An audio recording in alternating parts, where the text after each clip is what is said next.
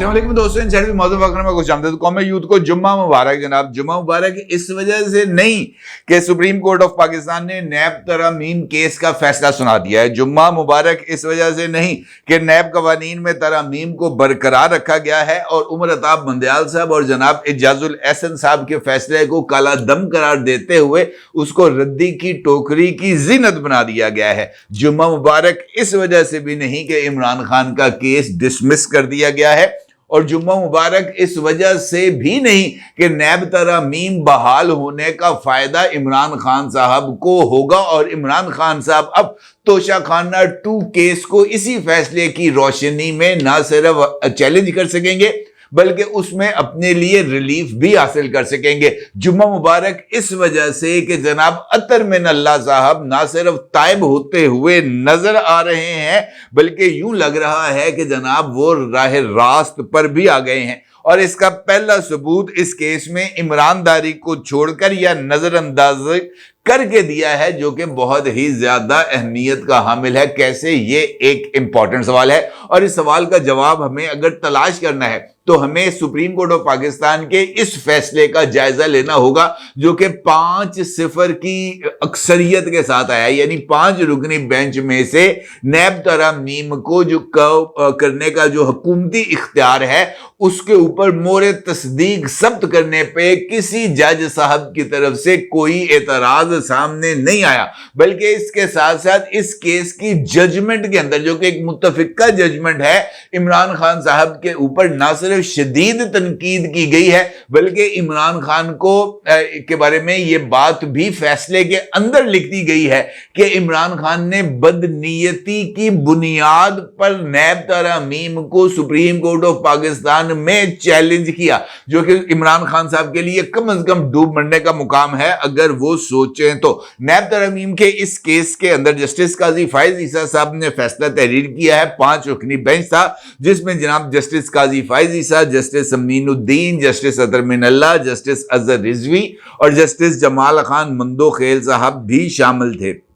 Case के फैसले में तहरीर किया गया है कि नैब तरामीम को खिलाफ आईन साबित नहीं किया जा सका। पार्लियामेंट और अदलिया का अपना अपना किरदार वाजे है। सुप्रीम कोर्ट ने यह फैसला दिया है कि अदलिया और मुकन्ना को एक दूसरे के दायरा कार में मुदाखलत पर निहायत एहतियात बरतनी चाहिए। आइन में दिए गए फराइज की अंजाम दही के दौरान बेहतर है कि इदारे अवाम की खिदमत करें। चीफ जस्टिस और सुप्रीम कोर्ट के जजेस जो हैं वो पार्लियामेंट के गेट कीपर्स नहीं है। फैसले के मुताबिक नैब कानून साबिक chief of army staff general Pervez Musharraf ने जबरदस्ती इक्तदार में आने के 34 दिन के बाद बनवाया। परवेज मुशर्रफ ने आईनी जमहूरी ऑर्डर को बाहर फेंका और अपने लिए कानून साजी की। परवेज मुशर्रफ ने आला अदलिया के इन जजेस को हटाया जिन्होंने गैर आईनी इकदाम की तौसीक नहीं की। सुप्रीम कोर्ट अपने फैसले में जनरल परवेज मुशर्रफ को बहुत सारी खराबियों का जिम्मेदार करार देते हुए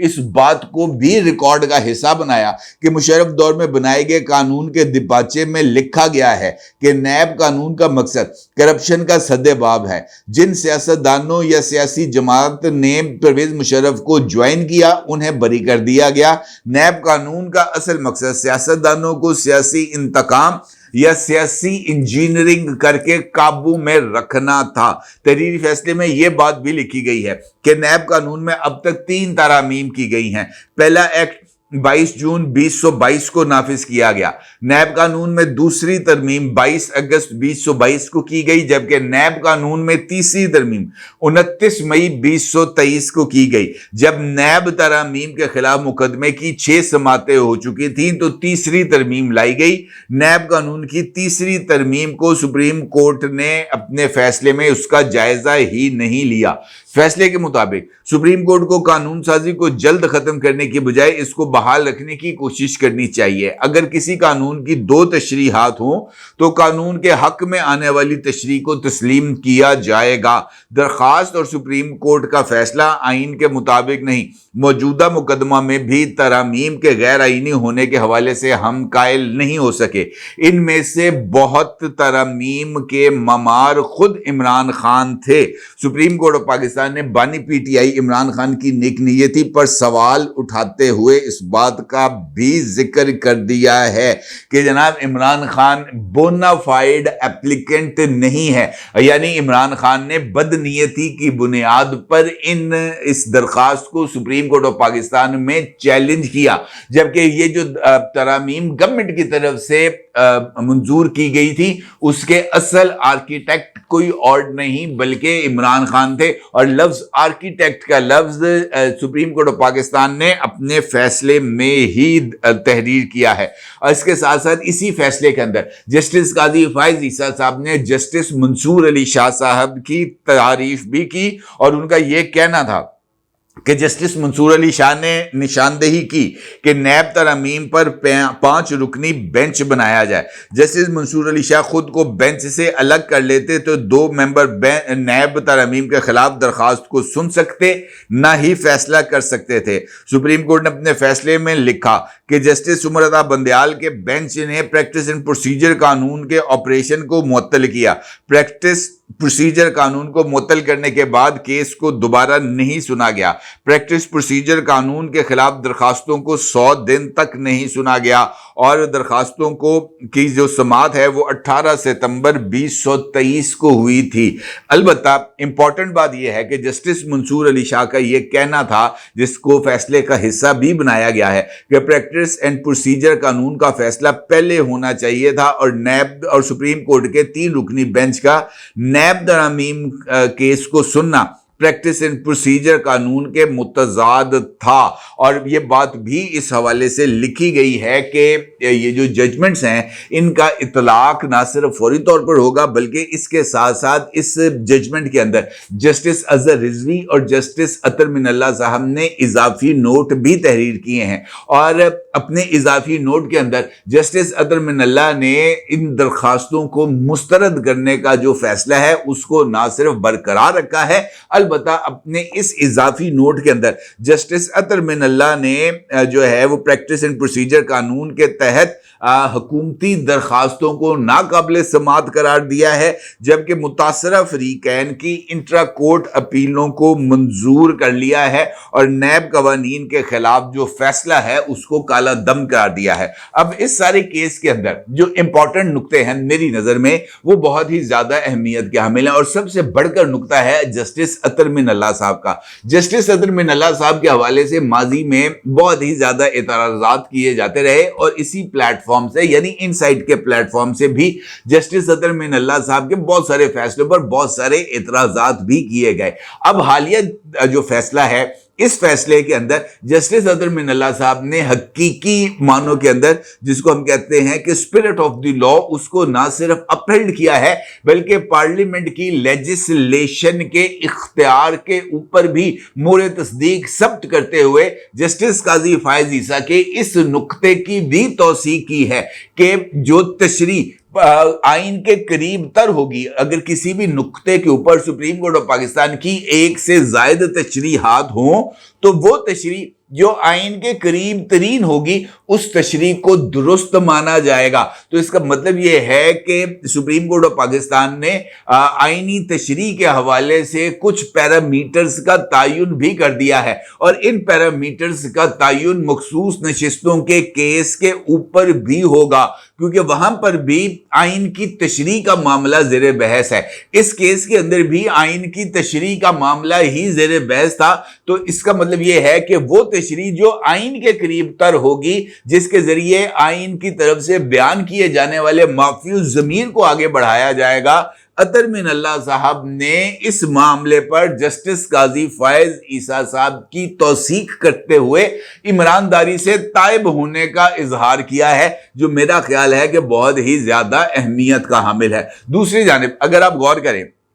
تو اس کیس کا جو اصل بینیفیشری ہے عمران خان صاحب نا، وہ کوئی زیادہ چوچا آدمی نہیں ہے، وہ بہت زیادہ چیزوں کو اس طریقے سے کیلکولیٹ کرتے ہیں کہ ہیڈ بھی آئے گا، کوائن کو اگر آپ ٹاس کریں گے تو ہیڈ آئے گا تب بھی عمران خان جیتیں گے، ٹیلز آئے گا تب بھی عمران خان ہی جیتیں گے۔ عمران خان ایسی بازی کے اندر ہی اپنے لیے اپنی انٹری کرتے ہیں، ادروائز 100% ہارنے والی بازی پر تو عمران خان جوا ہی نہیں لگاتا، وہ تو اتنا घाघ किस्म का आदमी है। अब ये जो नैब तरमीम केस था, इसके अंदर अगर फैसला इमरान खान साहब के हक में आता तब भी इमरान खान साहब की जीत थी। इमरान खान साहब इसको मॉरली अपने आप को दुरुस्त तस्लीम करते, अपने पॉलिटिकल बयानिए की तौसीक करते और मौजूदा हुकूमत को एक मरतबा फिर यूजरपर करार देते हुए पुराने नैब कानून के जरिए अपने लिए गुंजाइशों को हासिल करना था। जबकि अगर ये फैसला इमरान खान के खिलाफ आता, यानी इमरान खान की जो एप्लीकेशन थी जिस तरीके से उनको डिसमिस किया गया, इसका भी फायदा इमरान खान को होना था, क्योंकि अब जो भी केसेस चल रहे हैं या जो भी केसेस अभी तक डिसाइड किए जाने हैं उसको अब नए कानून के मुताबिक एड्रेस किया जाएगा। इस वक्त इमरान खान साहब के खिलाफ नैब के 2 केसेस चल रहे हैं, जिसमें से एक तोशाखाना 2 है, जिसके अंदर इमरान खान साहब को एक मरतबा फिर ये जो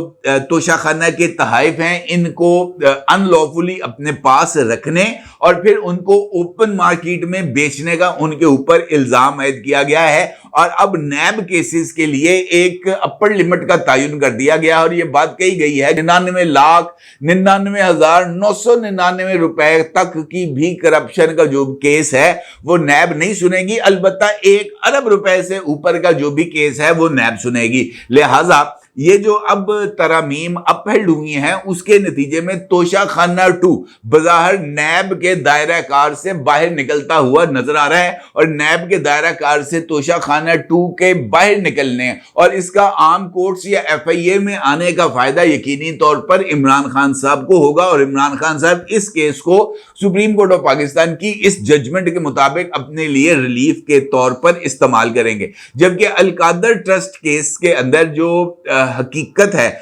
वो इमरान खान साहब इस केस की जजमेंट से कोई फायदा नहीं उठा पाएंगे, क्योंकि एक तो इसका वॉल्यूम उससे ज्यादा है, यानी जो लिमिट का तयन किया गया। दूसरा, इस केस के अंदर जो प्रोसीजर्स हैं उसको फॉलो नहीं किया गया और सबसे बढ़कर ये कि काबीना की आंखों में धूल झोंक कर या काबीना को फैसले की हकीकी नौयत को जांचने के अमल से बाहर रखने के लिए इमरान खान साहब ने जो बंद लिफाफे से मंजूरी ली वो इमरान खान साहब के लिए इस केस के अंदर रुकावट है। अलकादर ट्रस्ट केस जिसका फैसला अब करीब है, उस फैसले के ऊपर अलकादर ट्रस्ट केस पे नैब के बारे में सुप्रीम कोर्ट ऑफ पाकिस्तान की इस जजमेंट का कोई असर नहीं होगा। अलबत्ता तोशाखाना केस के अंदर इमरान खान साहब अपने लिए जो फवायद हैं वो हासिल कर सकते हैं। इसका मतलब ये है कि इमरान खान साहब के लिए खास तौर पर इस जजमेंट के अंदर जो चंद लाइनें तहरीर की गई हैं वो बहुत ही ज्यादा अहमियत की हामिल हैं और इस जजमेंट में भी इमरान खान को बदनीयत करार दिया गया है और ये बदनीयत करार देना इमरान खान साहब पाकिस्तान के मेरा ख्याल है उन चंद सियासतदानों में शामिल होने वाले हैं या वो वाहिद सियासतदान होंगे जिनको सुप्रीम कोर्ट ने एक फैसले के अंदर गैर आईनी इकदामात का जिम्मेदार करार दिया है, एक फैसले के अंदर इमरान खान को बदनीयत करार दिया है। लिहाजा इमरान खान के लिए अब आर्टिकल 62 और 63 के पैरामीटर्स पर भी पूरा उतरना सुप्रीम कोर्ट ऑफ पाकिस्तान की इस जजमेंट की रोशनी में बहुत ही ज्यादा मुश्किल हो जाएगा, क्योंकि अब भी इमरान खान साहब के पास झूठा हल्फनामा देने के हवाले से भी एक जजमेंट आ चुकी है। लिहाजा मुस्तकबिल की सियासत अगर इमरान खान के ऊपर तमाम केसेस खत्म भी हो जाए तब भी उनके रुकने पार्लिमान बनने के ऊपर एक बहुत बड़ा सवालिया निशान है और रहेगा। इसीलिए मैंने गुफ्तगू के आगाज में ये जुमला बोला था कि कौम यूथ को जुम्मा मुबारक, और वाकईतन कौम यूथ को जुम्मा मुबारक ही होना चाहिए। अपनी राय को जरूर इजहार कीजिएगा। आपको बहुत शुक्रिया। अल्लाह हाफ़िज़।